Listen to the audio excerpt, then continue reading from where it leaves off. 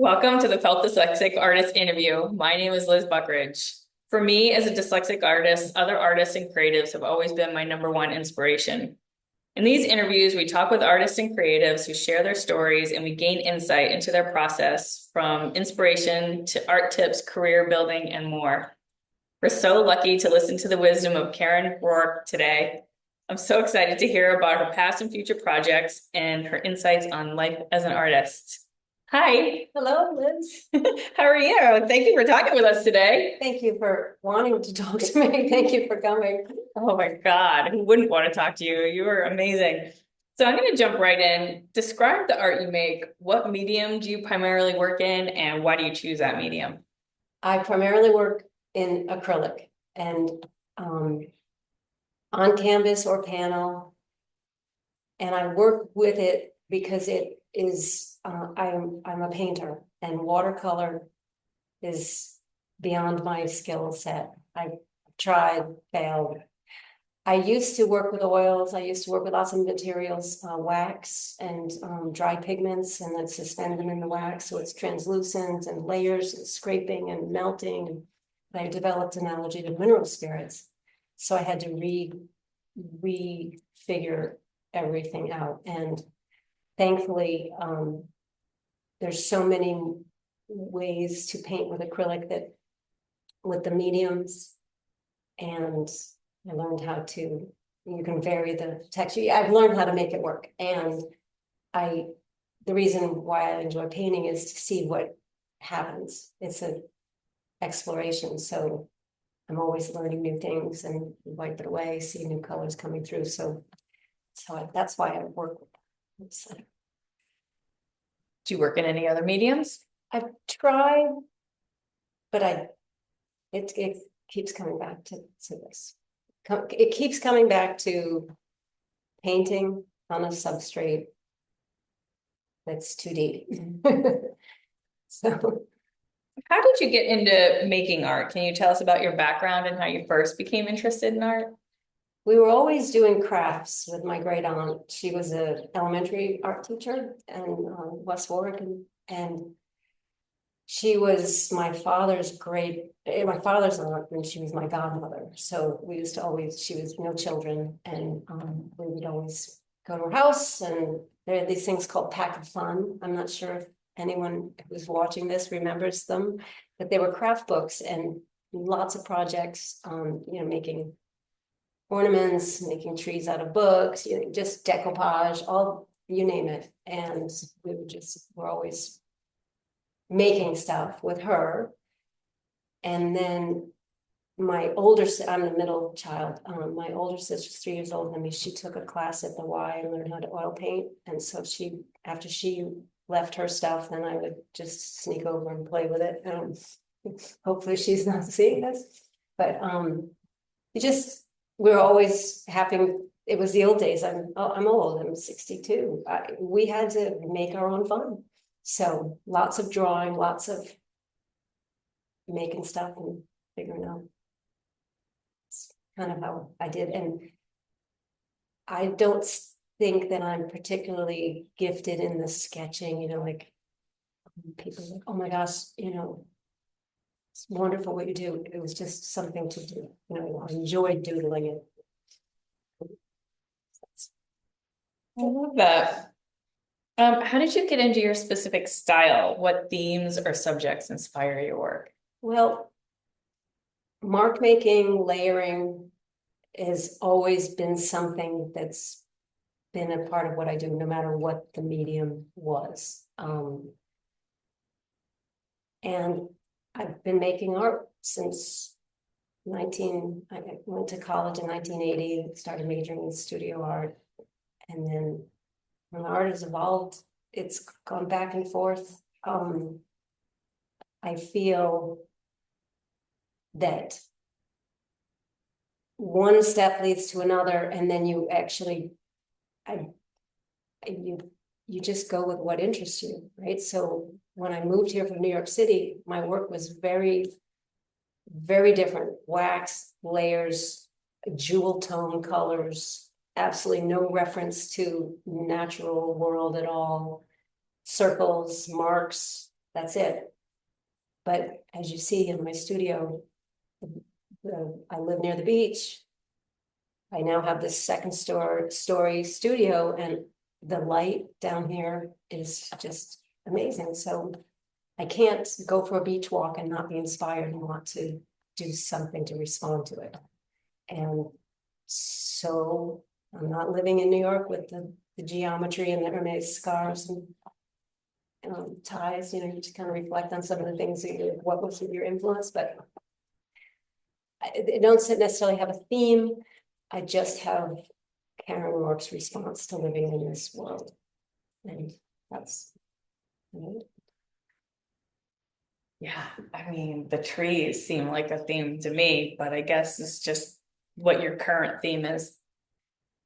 And for me, the trees are the lines that the light comes through. So it's always the light for me.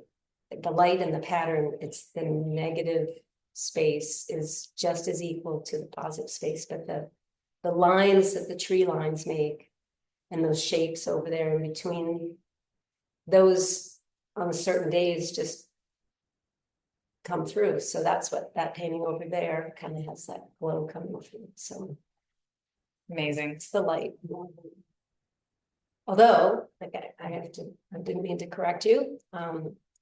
If you look at that painting, that's all about the line and that's the twining that you see of all the bramble when you're walking the wildlife refuge or down your first beach, second beach. Yeah, it's amazing. Thank you. We'll have to show you pictures.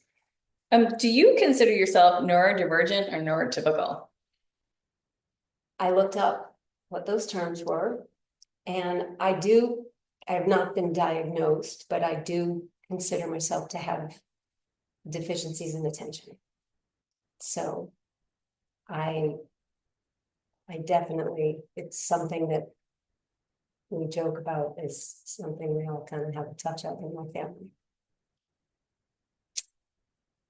But could you repeat the full question? Do you consider yourself neurodivergent or neurotypical? Okay.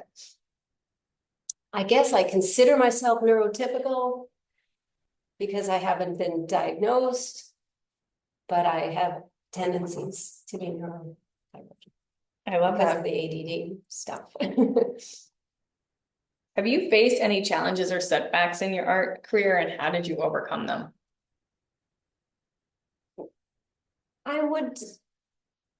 So I've always had a challenge in that I have always had to work for a living. We got out of graduate, you know, I get out of college, I have loans. I'm not someone who can skip out on the loans, which we did have friends that did. And I have to, that's who I am. I have to get that stuff out of the way. So sometimes the career of making art has fallen because when you're working, right, currently, I just finished a wonderful job at the Preservation Society. They have an exhibition opening in the second floor of Rosecliff. And I did a number of projects for them that required hours and hours, day upon day. So there's been no art making. There's only been making sure that I delivered the best product for that wonderful organization. So 232 hours of work in less than a month. No art making, except Trump Lloyd stuff for the, it's an exhibition on the life of Richard Morris Hunt, the architect. So I do, please go and see another aspect of my work. But so the challenges of making a living and raising a family and caring for parents, unfortunately, we don't have them around anymore. And I am getting to the point, thankfully, that I'm trying to taper, trying to work more on my artwork. And these paintings were from the past couple of years, and that's been fantastic. That it's I can see that everything has its time, and time's now sometimes that some of the challenges are not necessarily time, it's also confidence challenges, not knowing what you do a course of work and then you're not working on the paintings for a while, and then you go back and you say, well, what is this I'm doing and why? Or you go see a wonderful exhibition and you're just like, oh, there's why bother? But you listen to your inner, I keep bothering, so that's what it is. I feel I'm gonna keep doing, and I'm lucky that I'm getting places to share it. So that's fun. Challenges overcome by perseverance, or just staying. Just if you want to make art, make art. Try and remember Solowitz's advice to Eva Hesse, or Eva Hesse. I'm not sure how to pronounce her name correctly, but have you? I'll send it to you. It's basically it's telling her to just keep doing it, and I think many artists have been quoted. Andy Warhol, just keep making art, just keep making it. So that's weird. Yeah. Where did you grow up? Cranston, Rhode Island. Yay, Cranston. Cranston. So, what, I know you talked a little bit about making art when you were a little kid, but do you have any other stories about making art when you were a little kid? I do. Because the school system at the time that I grew up, well, I went to Glen Hills Elementary, and we had art enrichment. And I don't remember exactly any of the projects per se, and I'm not even sure exactly what the years were, but based on my memory of what classes I left and came back to, it was either fourth grade or fifth grade, or maybe fourth and fifth grade. But there were a few of us who were just pulled out by the art teacher, and we'd go down to, she had this supply closet that was, basically the size of a room with a bunch of shelves and a couple little tables. And we would get to go make art. I was just like, this is the best. Because you're leaving other subjects that not so fun. So I can't imagine in this day and age that being, it's so hard to keep the arts in the schools. They don't even have classrooms for arts. There's a lot of times my kids are growing up, it would be art on a cart this year. And to be able to actually go to the teacher's inner sanctum, and explore without any end result, just come make stuff. I think that was great. And so I remember that part. And the other thing about making art, so is it art if it's a classroom assignment? That's the question. But I really love doing the dioramas for the Eskimos. We did a social studies about Japan. So my friend and I did in her basement, paper mache, koi fish, those, and just had the sticks. And I mean, lots of paint, lots of paper mache, lots of trial and error how to attach it. So that was always part of my upbringing. I was lucky. Yeah. Yeah, that's awesome. Do you have a favorite colorway for your art or palette? And is the colorway for your art the same or different as the colors in your house? Currently, my colorway in my house is very sympathetic to the colors in my studio. I think I love the coastal, the colors of a sunset that I see, the sunrise. Our blues in our living area and the greens are like sea glass colors and very calm. But the artwork that's down, you'll notice that some of the pottery by Lee Siegel is very similar to the colors in some of these paintings. So I have definitely that palette of a gorgeous sky that goes from that hot red to the pink to the peach to the yellow. And then there's my favorite color that is unattainable, and I always try to figure out how to get it, is that green, that green that's right before it switches to blue.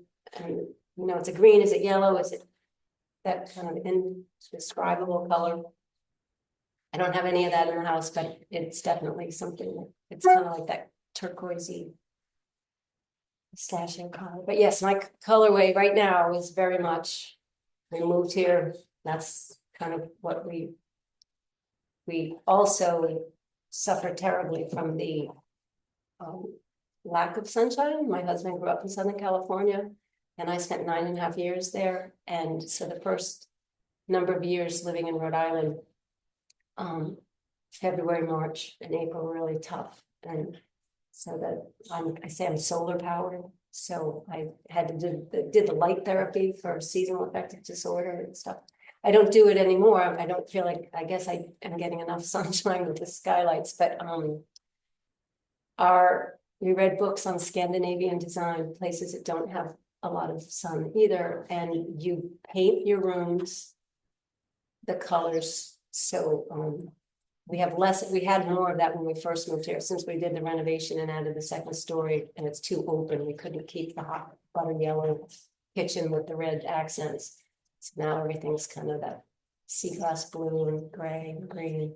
But in our hallway, we still have the remnants of all the frames. We have a white hallway that goes to the bedrooms, and we did a gallery for our baby at the time so that he could see all the family members that he wasn't going to see, so he could say goodnight to Grammy and Papa, even though we live in California. This was before Zoom, and I just wanted him to recognize the face and say the name, so that when he's talking on the phone, he knows who they are. So when he got to meet them, then he would feel comfortable. That was my idea. I don't know if there's any scientific basis of that, but all the frames are all these colors that are in these paintings. When I read that question, I was thinking about that. And I was like, oh yes, yeah, this painting is in the hallway. That one is too. So that's a long answer. I'm sorry. No, I love that. Describe the space where you make your art. Where are we? We are in, we call it the lofts we left behind. When we lived in LA, we had 5,000 square foot loft, south of Little Tokyo, Fifth and Alameda. And it was great. Skylights and rafters and so much space. Doug is a painter and a sculptor, and he had his studio. I had my studio. We had the living area, we had storage. It was great. Then we moved to New York City, and we went to 2,000 square feet, which was still pretty awesome. It was down near the seaport. And then we lost our loft to Giuliani's push to get more Wall Street analysts living instead of us. So we moved. We were looking into buying a beach house. We moved to the beach. Figured, you make a living anywhere. And we tried to live in the ranch house and tried to make art in the basement. That didn't work. Then we built a little separate studio in the back, a detached garage. It's a wood shop and a big wall for painting. But sculptors with wood and painters with wet paint don't work together. So cut our house in half, added more living and kitchen, and then lived in the part that we renovated and went up and over. And people who drive by think that we have bedrooms up here. And it's like, no, this is just one open room. And you get to know a lot of people's personality when they come to your space. Because my space is, I think it's beautiful. And I could just sit in here forever and not make art. Sometimes it's enough competitive because you're just like, how beautiful the colors, the walls turn orange during that twilight hour. The sunset bounces off my neighbor's house. The yellow and orange bounce back into the room. So it's like a light show up here. But it's open, it's airy, but today it's very clean because we're coming. It, but when people come up and visit, they're like, you learn about their interests, because one family came up and, oh my God, you could put a half court up here. And another, oh, I would make the art somewhere else. I would make this my bedroom, you know, so anyway. It's the arts. It's the drawing and painting studio. So I try to say that, since my husband is welcome to come up here and make drawings if he would like. But he's doing more 3D. Well, you talked a little bit about how your school system supported your interest in art growing up. Do you remember anything else from that time? I do. People always said, you know, did you always know you were an artist? And no, I always did well in that subject. So you take the classes that you do well in, right? So I was so fortunate. Cranston High School West is where I went to high school, and they had a program where you just could do independent study in your senior year. So you just sign up and you work with the teacher. You say, this is what I want to do. And she just facilitates you being able to do it. And a lot of my work then, it wasn't really art making. I loved designing houses and making the models. And because I kind of thought I was going to be an architect. That's what I also did a lot of drawing of, was those home plans. I'm not sure, the newspaper always had this home of the week, and they'd have the plans. And we grew up in a house that was not big enough for our size family. And so I was always looking at how to maximize I was really into that whole designing, how to make the space work better, and refining the plans that I would see. So, but I just spent, I think, half a year working on this idea. And I remember rolling up the little, very popular landscaping in Cranston is impatiens, and just that, shrubs and impatiens. So I did the little tissue paper, roll up in little wads. I can't look at a landscape that has all that without thinking of that project. Just putting all those little things and making it look like it was flowers. I was so impressed with the skills. But and oil painting, like it just they just encouraged you. The teacher, Mrs. Newman, actually encouraged students to apply to RISD. So a lot of our classes were doing the portfolio projects, so that at the end of your school year you could apply if you wanted to. And some of my friends did. I still wasn't sure about what I was destined to be. So I went to Boston College because it could be liberal arts, but high school was very much encouraging you to explore and find ways to, if you feel like you have a strength, improve it. So it's good. It's cool. How do you see your work evolving or changing in the future? What do you have planned? I don't see any evolution yet, but stay tuned, because my work, I'm just looking for, as I was hanging, I had to remove all my paintings. I was lucky enough to be juried into Art Newport, so my large paintings were all wrapped up and went there. And then I also was very fortunate, the design house in Portsmouth had asked me to bring my paintings so they could have artwork on all of their walls in their show house. And so all those paintings came back. So, and then I started the Preservation Society job. So there was nothing on the walls except stuff that I had done for working for the exhibition. So I unpacked all the painting after I cleaned, did some spring cleaning for you because it needed it, because after the other job. I hung up the paintings again and trying to see which ones look good next to each other. It's like curating my studio. Because I have been wanting to invite some people over for studio visits. So I thought, let's just get let's do it. And I came upstairs last night and I was like, oh, it's nice to see the paintings again. I like these, I do. I like my paintings. So I think this will just continue to evolve. I there are times when you don't know if a painting is finished. And I can honestly say that everything on the walls right now is finished. But it doesn't mean that there couldn't have been a different way to end it. So we'll see. I'm not sure where it will go. I love that.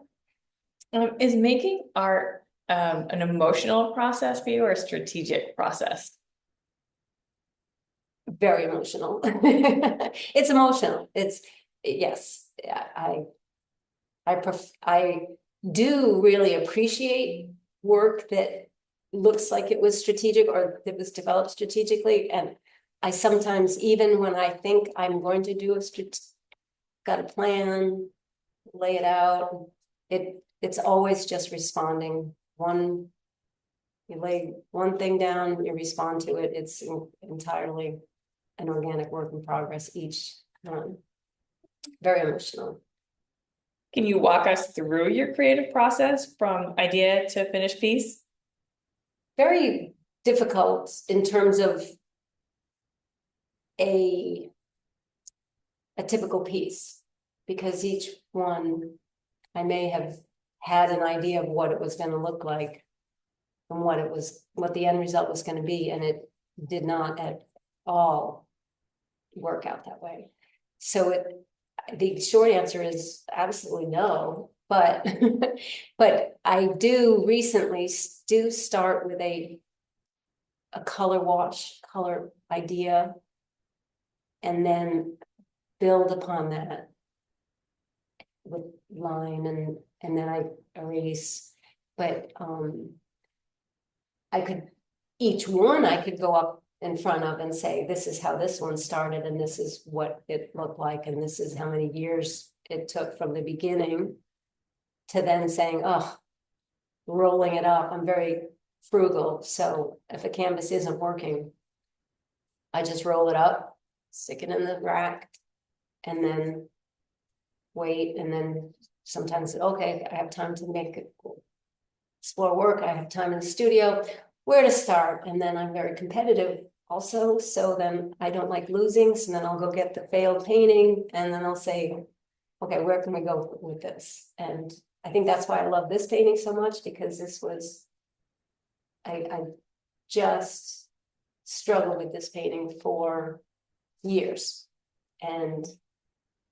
But the color palette that was underneath, I knew I didn't want to abandon it. And it is large too. So I didn't want to waste that canvas. So, and then I think that's also once I got the last idea, this painting is when I do the large paintings, I don't stretch them. I paint on the canvas, either stapled to the wall or thumbtacked. And then if I'm I love drips, I love transparency, but if things start to get too runny too quickly, I can rip it off the wall and lay it flat, work flat. This is also part of working as a scenic artist in Hollywood, film and television. You do a lot of those washes, and I think it's kind of informed how I get some of my fading areas. And then when I get to a certain point, I then have to stretch it so that I can keep the composition I want.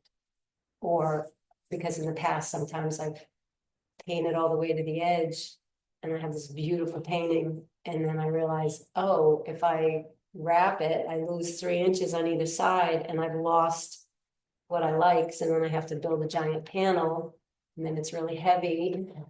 So all the logistics come after. So keeping it on canvas allows me to work large, but also have the ability to up and down. When I work small, I love the panel, and I have considered doing large scale panels. but it's such a commitment. I, it's, I'd have to know that I could afford a truck to move it anywhere, so. How do you combine the art you love to make and the art you sell? Well, I make art, what I call the art I make has nothing to do with whether someone will buy it or not. I'm delighted when someone wants to own it and it gets a new home. And I love visiting and seeing it, seeing all my work. I mean, just it's such a, it's not just the validation, like Sally Field, they like me. But it is just lovely to know that what you've created, someone wants to spend time with and have. But I've never put, oh, even when I think of painting, oh my gosh, everyone's going to buy this. It's the end result. It's not who's going to buy it. I do commissions. I'm going to be painting a mural in a home next week, and it's based on my paintings, but with a tweak of the palette is going to be more suited to their home. And a friend is also commissioning me to do some paintings for her home. That is, and that's using my artistic skills, and it's making art, but it's not necessarily the art I make in the studio. The market is really not, if it's gonna, it's all the same thing. I make the art I make and hope it sells. How do people find your art to purchase? Do you have a website? I do. I have a website. Should I state it? Or Yeah. do I put www? That's how old I am. My sister, my daughter said, you don't have to say that anymore. Karen Roarke, KarenRoarke.com, and on Instagram at Karen Roarke. And I'm also, you can, I'm listed, all this information is listed on the Newport Artists Collective website. I'm delighted to be a member of that organization. And so that's, just give me a ring. Yeah, and we'll put that information in the show notes. Can you share a project or a piece of work that you're particularly happy about? Oh, we're sitting in front of it. May I introduce you to Golden? I like this painting a great deal. I like looking at it. That's the art I like. That's the art I like. And that's when I feel like I have made a successful work. It's, I want to keep looking at it. I keep seeing something interesting. And I like beautiful. I like beauty. And even if something is gritty, there's still an aesthetic purity. There's a value to it. So the work that I like always just has that. I want to keep looking at it. And that's what this painting does for me. It has different sheen. And that wasn't even, that was just, it just happened. And so, but it's, there's so, because I changed this color so many times on this, that there's so many layers more paint on it than the rest of the surface. So it, when you stand next to it, it shimmers. And that's when they call this, that's why I said about the process. I can't tell you how the steps that I take. I can tell you what I took. Can't, there's no roadmap recipe on how to make a Karen Roarke painting. Make a mess, try to figure it, fix it. How do you stay motivated as an artist? I'm just inspired by what I see. I'm inspired, you get assaulted by beauty in the world. And there's so much horror in the world that I think I cling to the beauty and you know, Iris DeMint song, I'll let the mystery be, you know, you just, I get like, some of my these paintings are all about kind of exploring the response to the landscape. But some of my work is just when your eyes closed, you can see a slideshow. And I've done a number of paintings. That one up there is kind of like something you see, what you see under your eyelids. It's just kind of fascinating. How do you recreate that? So, and also go to see other people's work is very motivating, because there's you just get inspired, and you just want to keep in the game. Are there any artists or creatives who have influenced or inspired your work? Yes, the list is lengthy, as I have many years, but I just love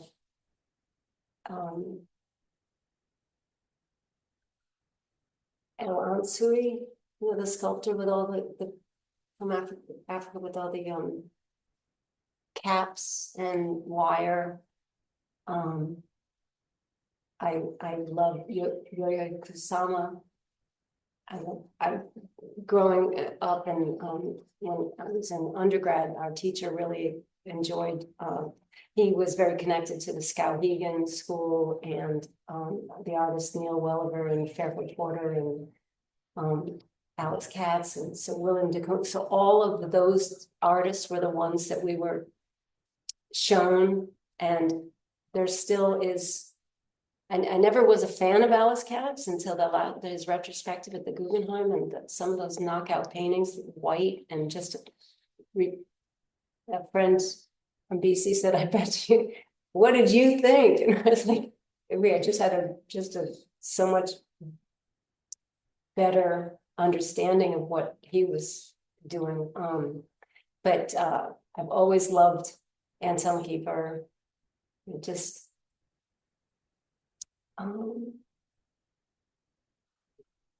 Cy Twombly, just joyful, making the mark, splattering things. But then I also love Agnes Martin. So like I you name it.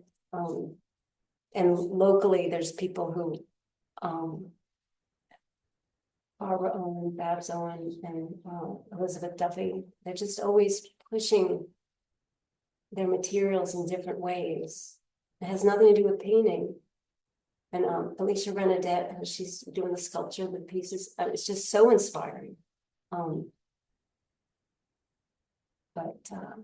I'm sure as soon as we end, I will remember all the other artists that I. Well, you can send them to me for postscript notes. What advice would you give to an aspiring artist looking to pursue a career in the arts? You sort of already answered this, but tell me again. Just keep doing it.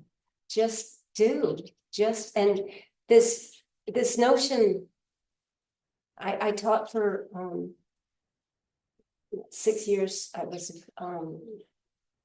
working at St. George's School in the art department, and so I got to know a lot of the concerns of parents about their children's future, should they care about the arts. Even my sons and daughters' friends' parents, when they find out, they meet us and they weren't artists. Oh, we really have had people say, "Oh, it's so great to know that you can really pursue a degree in art and get an MFA, and you can own a home." Like, there is this notion of the starving artist, and it's like, the arts is problem solving. It's very, very, all the skills you learn in an art studio are very transferable to the outside world. You have to collaborate, you have to think on your feet, you have to solve problems, you have to be inventive, that's all good stuff. And we're hard workers. So from McDonald's to executive suite, you're gonna be good. And just because you are not getting a degree in history doesn't mean you haven't enjoyed history. When I graduated from college, I didn't know if I wanted to go to law school or art school. So I moved to the beaches of Southern California instead with a friend, and you find your way. And so I just say, don't feel like you have to make a living on it, or go ahead and make a living on it, you know? I mean, that's another thing that Jacqueline Ott, and one of my other favorite artists in Providence, she and her husband sought to make a living from their work. So they would always be making their work, and whichever way works for you, just keep doing it. And you're an artist by how you approach the world, what you see in the world, and how you respond to the world. And the form that you create will come from that, but don't give up. I love it. What is your favorite book, movie, song, podcast? I'm not a podcast listener. I have so many different songs that I like. And a lot of them are basically just reminding me of exuberance, right? But my favorite book is my compilation of all the novels of Jane Austen. I came to Jane Austen late. I had graduated from, I have 2 master's degrees, and I was living in downtown LA, and you read artist reviews, critics writing, and they're referring to Jane Austen and her feminism. And that's just like, that's one thing I did. I did art in high school. I didn't read a lot of great literature, I guess. I never read this person, Jane Austen. So I was like, I have to go. I went to the library, got a book, loved Pride and Prejudice, Sense and Sensibility, read all of them. My favorite, Persuasion, the top of them is, Pride and Prejudice, Persuasion, Sense and Sensibility, and Emma. And then there's the others. But I remember being so depressed when she only wrote 6, like I'm done. So that's my favorite book. And the movie, and I've seen every rendition of all those. That's just joy. But I have always said, whenever you talk about what's a good movie, Wings of Desire, I loved that movie.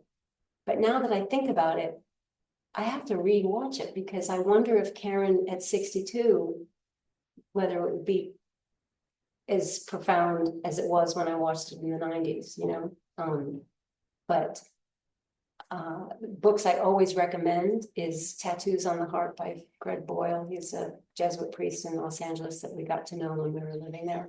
And he does gang intervention and works, it's kind of a whole thing. But we were there and involved in that community when he was just starting it. And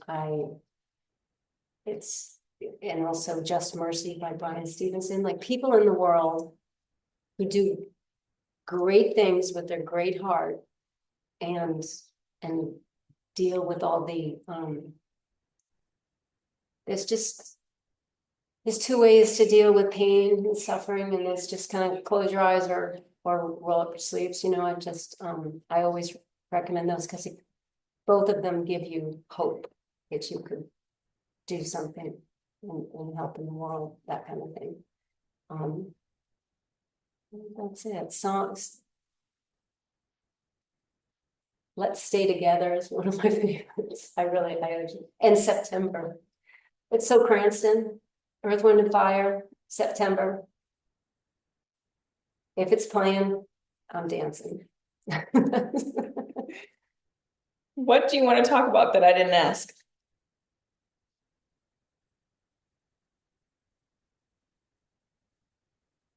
Is there any question that you have had come into your head while we've been sitting here that you would like to ask? I'm always fascinated by the art that people loved or did when they were really little kid, when you were really, really young. Like what colors, what was your favorite color when you were little, or what was your favorite artwork to look at or do? Well, I was raised by people who weren't artists, so it was coloring books. That was the art that we did, that I remember most. And my mother She didn't keep anything made except a crocheted, a crewel thing of violets, our state flower. But I have always loved the blues and the pinks. I mean, just like the vibrant colors, like the turquoise blue and then the hot pink. But there's nothing that I can remember because nothing was saved. And The box of crayons. it was, yeah, that box of crayon, but it never was going for the gray or the browns or the burnt sienna. It was always, the fun, the lime, the pistachio, like all those fun colors. Well, thank you so much. Thank you. Thank you for letting us into your studio today. This is a dream studio. It's a dream. Thank you. Go onto my website and set up a time to come visit. Because it's a great space. We love our neighborhood, we love our neighbors, the ones that are still here. The neighborhood's changing, but it's a great studio. Well, you're inspirational. I felt inspired for sure. Well, thank you, Liz. Yeah. So nice. Much love. Thank you. And thank you for listening. We'll see you next time. Yay.